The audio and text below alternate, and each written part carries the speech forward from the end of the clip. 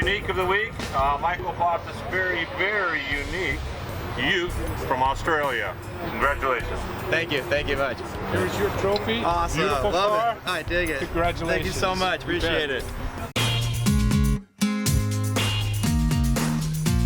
Congratulations. Thank you so much, really appreciate it. So can you tell us the backstory of this? I can. This is a 1950 Chevrolet coupe utility. They call it the Ute. It was built in Victoria, Australia, and it spent most of its life in Victoria until it came to the U.S. in about 2002, from what the previous owner told me. Spent some time in California, then it jumped to the other side of the coast to New York, and then it went to Ohio, and I found it in Ohio and brought it back home to California.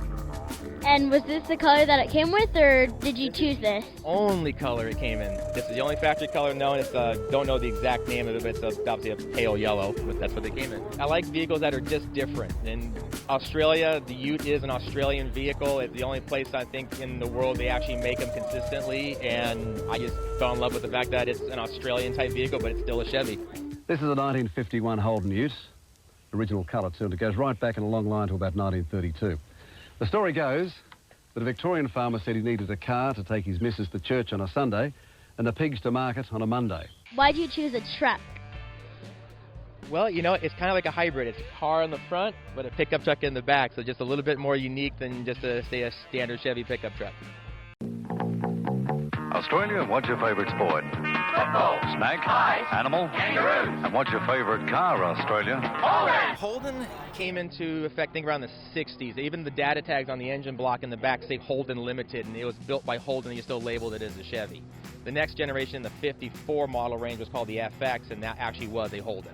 That's a 216 straight six overhead cam, single carburetor, oil bath intake. Do you like driving it fast, or? As fast as it'll go. It only does about 55. It's about as much as she has to give. Australia's wide open roads and unrestricted speed laws were an open invitation for the rev heads to do a Brabham, as they call it.